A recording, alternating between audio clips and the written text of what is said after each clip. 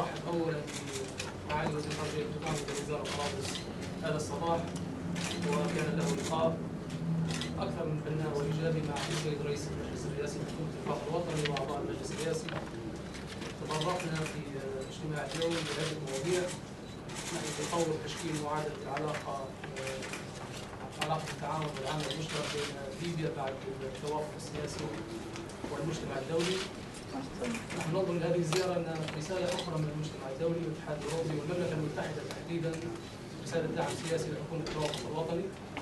طرقنا النقاش في أكثر من موضوع. سنترك مجال السيد وزير الخارجية للحديث قليلا ثم نفتح باب الأسئلة إن شاء الله.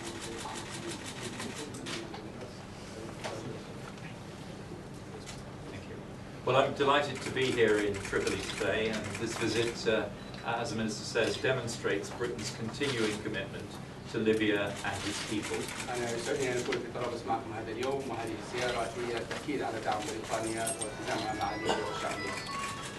We stand shoulder to shoulder with Prime Minister Sarraj and his government as they seek to restore peace and stability to Libya.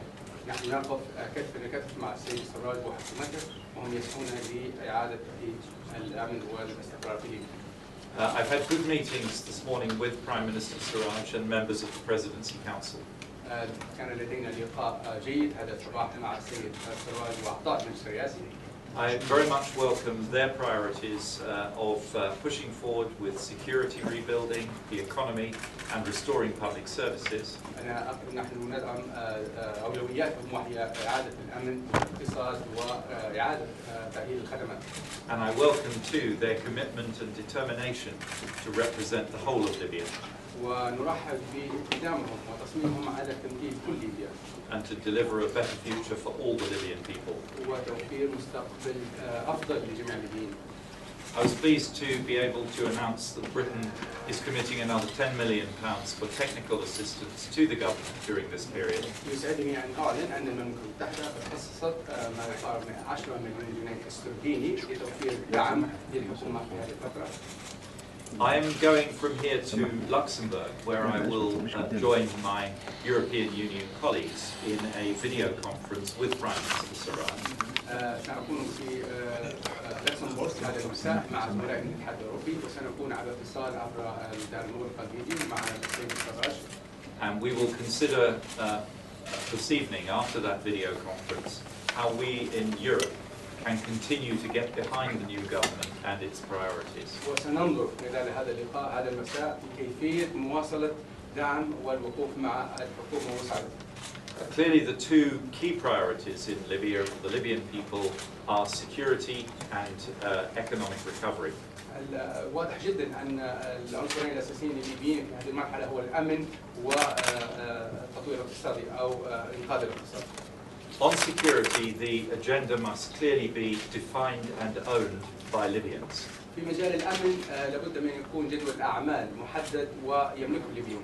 But Britain and other European nations are ready to provide support for training of Libyan forces if the government so requests. ولكن المملكة المتحدة ودول أخرى مستعدون لتقديم المساعدة في مجال التدريب إذا طلب الليبيون ذلك. The immediate needs of the economy are to increase liquidity in the banking system, to increase power generation, and to ensure the supply of basic commodities. الاحتياجات الآنية والملحة حاليا بالنسبة للناس هي توفير السيولة في المصارف وتوفير الأمن وتقديم الخدمات بشكل عاجل. And the UK is in a position to help with all three. والمملكة المتحدة مستعدة للمساعدة في هذه النقاط الثلاث، وأيضا الكهرباء توفير تأهيل قطاع الكهرباء. In the longer term, ensuring the continuing effective functioning of the three key state institutions, the Central Bank, the National Oil Corporation and the Libya Investment Authority, is vital. وعلى المدى البعيد أيضا تقوية وتعزيز الدور المهم للمؤسسات الدولة السيادية الثلاث، وهي المصرف المركزي، مؤسسة الاستثمار والمؤسسة الوطنية للنفط. And we stand ready to provide technical support to those authorities, as well as to assisting in the re-establishment of oil production and export. ونحن نقف مستعدين لتقديم الدعم الفني لهذه المؤسسات، وأيضا للمساعدة في إعادة ضخ النفط من جديد. The UK is an active participant in the European Union's counter-migration operation in the central Mediterranean, Operation Sophia. المملكة المتحدة تلعب دور رئيسي مع زملائها في الاتحاد الأوروبي في مكافحة الهجرة غير الشرعية في وسط البحر المتوسط. This operation has had some success at identifying suspected smugglers and in preventing loss of life at sea. وقد تم إطلاق عملية، وهذه العملية من خلالها تمكنا من تحديد الكثيرين ممن ينظمون هذه الهجرة غير الشرعية والتي سببت في فقدان أرواح عديدة. And we continue to discuss with the Libyan government how to extend this operation, including providing wider support to rebuild the Libyan Coast Guard. سننظر مع الحكومة الليبية في كيفية تمديد هذه العملية وهذه المهمة، وأيضا كجزء منها المساعدة في بناء الخط السواحلي.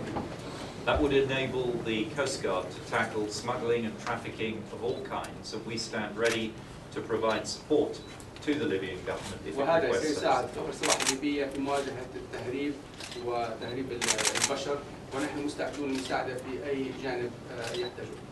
Let me express my gratitude once again to the Prime Minister and the Presidential Council for taking the time to meet me today. دعوني أكرر امتناني العميق لرئيس الوزراء وأعضاء المجلس الرئاسي لإتاحة الوقت لالتقائي اليوم. And I look forward to continuing to work with the Libyan government and to the early reopening of our embassy in Tripoli as soon as conditions allow. وأنظر إلى العمل في المستقبل مع الحكومة الليبية، ونتطلع لفتح أبواب سفارتنا في طرابلس حالما تسمح الظروف بذلك. Thank you. شكرا. شكرا جزيلا لمعالي وزير الخارجية. بالإضافة إلى ما قال معالي وزير الخارجية فيما يتعلق بالمجالات المختلفة، تطرقنا لبعض الجوانب التي ممكن أن تلعب دور بريطانيا كدولة لها تأثير في المجتمع الدولي ومجلس الأمن، وهي المسؤولة عن الملف الليبي في مجلس الأمن، وتتعلق بجوانب حلحلة المشكلات الإنسانية تحديدا الإغاثية فيما يتعلق بالأرصدة الليبية المجمعة من الخارج. معالي الوزير أشار أن هذه عملية قانونية معقدة، ولكن فيما يتعلق بنقص الجوار وما تشهد ليبيا والقطاع الصحي في ليبيا المشكلات، أن البريطاني ستقدم مساعدات فنية واستشارة فنية وقانونية فيما يتعلق بهذا الأمر على إيجابية هذا اللقاء. نفتح باب الأسئلة. سؤال لكل وزير. أحمد خليفة قناة الجزيرة. سؤالي للسيد فيليب هاموند. من اهتمامات الاتحاد الأوروبي مكافحة تنظيم الدولة الإسلامية، يأتي في المرتبة الثانية بعد مكافحة يأتي في المرتبة الأولى قبل مكافحة الهجرة غير النظامية. هل تتبلور لديكم أي فكرة واضحة حاليا بالتنسيق مع الجانب الليبي في مكافحة هذا التنظيم الذي يسيطر الآن بشكل كامل على وسط ليبيا ممثلا في مدينة سرت وكافة ضواحيها؟ Well, the two things are linked. One of the things we know about illegal migration is that it is often facilitated by terrorist organizations who make money from this trafficking. لأن أدركنا أن الهجرة غير الشرعية توفر أيضا مساعدة لداعش. So I do not recognize a distinction. Fighting Daesh and fighting illegal migration is part of the same agenda. لا أرى اختلاف، ولكن أعتقد أن مكافحة داعش ومكافحة الهجرة غير الشرعية هو أمر واحد. And of course it must be for the Libyan people, the Libyan government, to decide how to recapture their country from the Daesh invaders. ونترك الأمر للليبيين وللحكومة الليبية للنظر في كيفية إعادة السيطرة على البلاد من داعش. But the international community stands ready to support them, to provide training and technical assistance in any ways that we can. المجتمع الدولي يقف جاهزا لمساعدتهم توفير الدعم الفني بأي وجه أو وسيلة يرون. Once the government has established its plan. حتى إلى أن تخطط الدولة لخطط محددة لهذا الموضوع. Jeremy Bowen from the BBC, and if you can answer in English for our viewers around the world, it would be fabulous. Could you tell me why you believe this attempt to form a central government will be more successful than the other attempts since 2011? We spent 2 years in the Libyan political dialogue that started in 2014, and I think it's the time now to pick the fruit of this long process. All Libyans participate in this process. And from the very beginning of the process of the Libyan dialogue, it was clear to everyone that the location of this government would be Tripoli, where the institutions of the sovereign institutions of the country, and the capital of Libya, Tripoli, and this symbolic is very important to all Libyans. And from a political point of view, we as a government, we look and we deal with all Libyans. The approach we are following at the moment is inclusiveness, having everyone, talking to people in the east, talking to people in the south, in the west, of course. We have our parliament, which is going to be in Benghazi. We have this government, is going to be in Tripoli, and it's in Tripoli at the moment. And this is a sign of unity to all the world. What about the militias?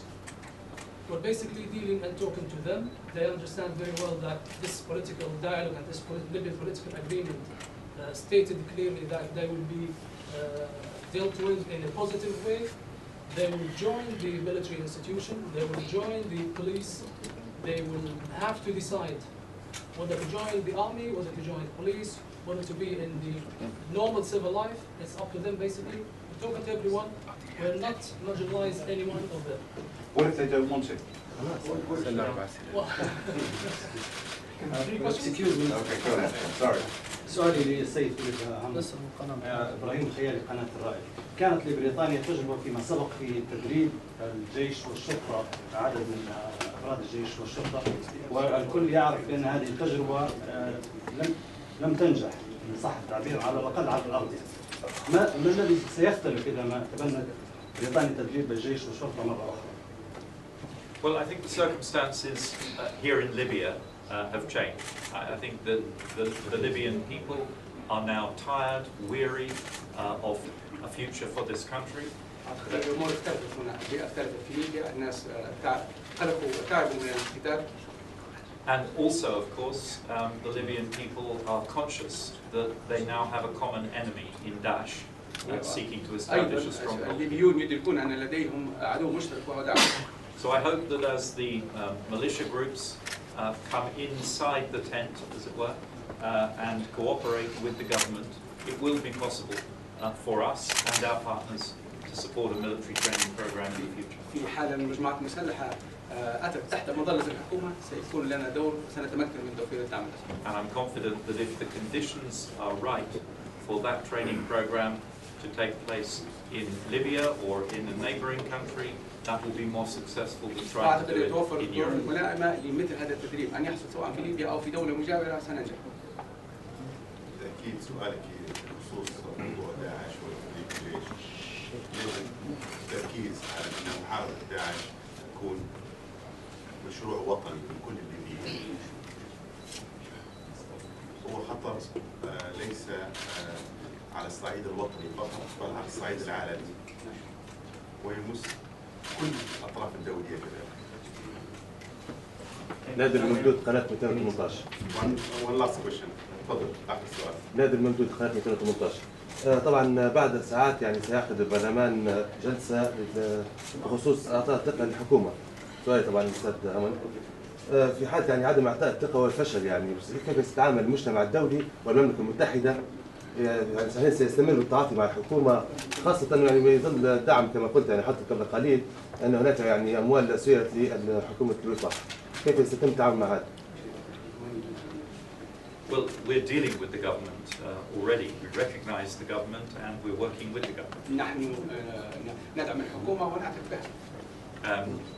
But we want to see the HOR deliver on its obligations under the Libyan political agreement. ونأمل أن يوفق البرلمان في الالتزام بمسؤولياته وفق الاتفاق الليبي. And I think I can speak for the whole international community in saying that we want to see a full, detailed implementation of the Libyan political أعتقد agreement. أني أتكلم باسم المجتمع الدولي عندما أقول نحن نسعى لأن نرى تطبيق كامل للاتفاق السياسي. By all parties. من الجميع.